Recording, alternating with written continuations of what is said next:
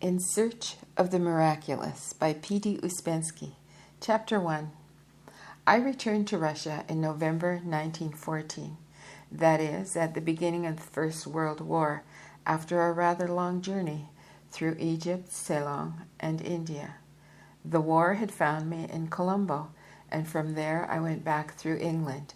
When leaving Petersburg at the start of my journey, I had said that I was going to seek the miraculous.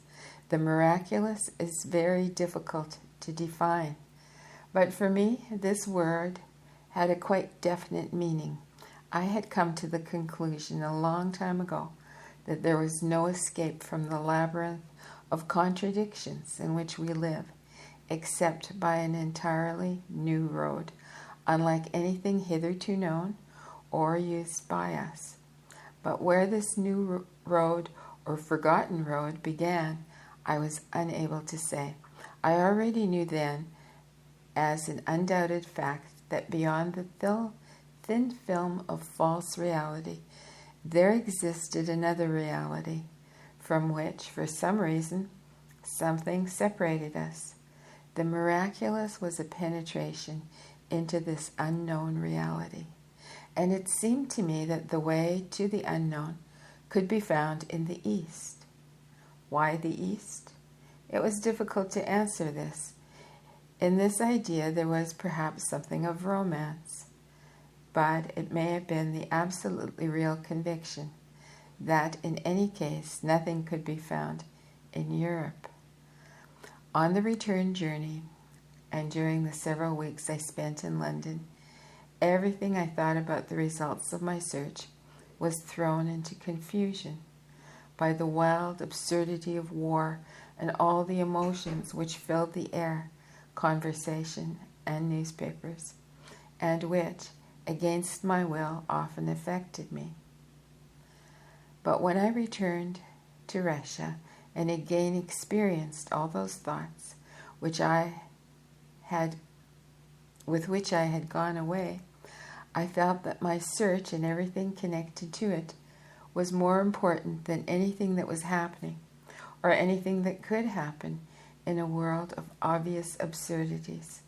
I said to myself then that the war must be looked upon as one of those generally catastrophic conditions of life in the midst of which we have to live and work and seek answers to our questions and doubts.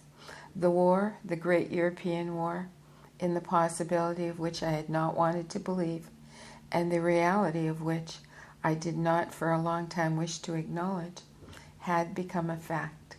We were in it, and I saw that it must be taken as a great memento mori, showing that hurry was necessary and that it was impossible to believe in life which led nowhere. The war could not touch me personally, at any rate not until the final catastrophe, which seemed to me inevitable for Russia and perhaps for the whole of Europe, but not yet imminent, though then, of course, the approaching catastrophe looked only temporary, and no one had yet conceived all the disintegration and destruction, both inner and outer, in which we should have to live in the future. Summing up the total of my impressions of the East, and particularly of India, I had to admit that on my return, my problem seemed even more difficult and complicated than on my departure. India and the East had not only lost their glamour of the miraculous, on the contrary, this glamour had acquired new shades that were absent from it before. I saw clearly that something could be found which had long ceased to exist in Europe, and I considered that the direction I had taken was the right one. But at the same time I was convinced that the secret was better and more deeply hidden than I could previously have supposed. When I went away, I already knew I was going to look for a school or schools. I had arrived at this long ago. I realized that personal, individual efforts were insufficient and that it was necessary to come in touch with the real and living thought which must be in existence somewhere, but with which we had lost contact. This I understood, but the idea of schools itself changed very much during my travels, and in one way became simpler and more concrete, and in another way became more cold and distant.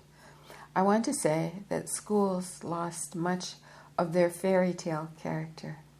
On my departure, I still admitted much that was fantastic in relation to schools. Admitted is perhaps too strong a word. I should say better that I dreamed about the possibility of a non-physical contact with schools, a contact, so to speak, on another plane. I could not explain it clearly, but it seemed to me that even the beginning of contact with a school may have a miraculous nature. I imagined, for example, the possibility of making contact with schools of the distant past, the schools of Pythagoras, the schools of Egypt, with the schools of those who built Notre Dame, and so on. It seemed to me that the barriers of time and space should disappear on making such contact. The idea of schools in itself was fantastic, and nothing seemed to me too fantastic in relation to this idea. I saw no contradiction between these ideas and my attempts to find schools in India. It seemed to me that it was precisely in India that it would be possible to establish some kind of contact which would afterward become permanent and independent of any outside interferences.